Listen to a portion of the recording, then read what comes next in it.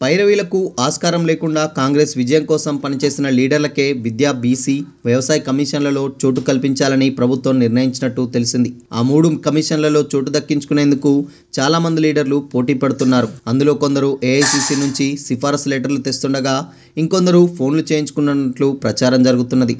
అయితే ఇటీవలే CM Revanth Reddy, deputy CM బట్టి విక్రమార్క ఆ 3 కమిషన్లకు చైర్మన్ మెంబర్లుగా ఎవరిని నియమించాలనే అంశంపై సుదీర్ఘంగా కసరత్తు చేసినట్లు సమాచారం.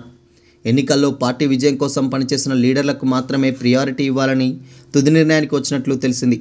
అదే విషయాన్ని అధిష్టానం దృష్టికి తీసుకెళ్లగా అక్కడి నుంచి గ్రీన్ సిగ్నల్ లభించినట్లు పార్టీలోని విశ్వసనీయ వర్గాలు తెలిపాయి. దీంతో త్వరలో బీసీ, విద్య, వ్యవసాయ కమిషన్లను భర్తీ చేస్తూ ప్రభుత్వం జీవో విడుదల చేసే అవకాశం ఉన్నట్టు చర్చ జరుగుతుంది. ఈ మధ్య విద్యా కమిషన్ ఏర్పాటు చేస్తూ ప్రభుత్వం జీవో విడుదల చేసింది. కమిషనర్ చైర్మన్గా ఆకునూరి మురళి పేరు దాదాపుగా ఫైనల్ అయినట్టు తెలుస్తున్నది. బీసీ కమిషన్ చైర్మన్గా పార్టీ సీనియర్ నేత నిరంజన్, వ్యవసాయ కమిషన్ చైర్మన్గా మాజీ మంత్రి, అఖిల భారత కిసాన్ సెల్ చైర్మన్ కోదండరెడ్డిలను అపాయింట్ చేసేందుకు అధిష్టానం గ్రీన్ సిగ్నల్ ఇచ్చినట్టు టాక్ ఉంది.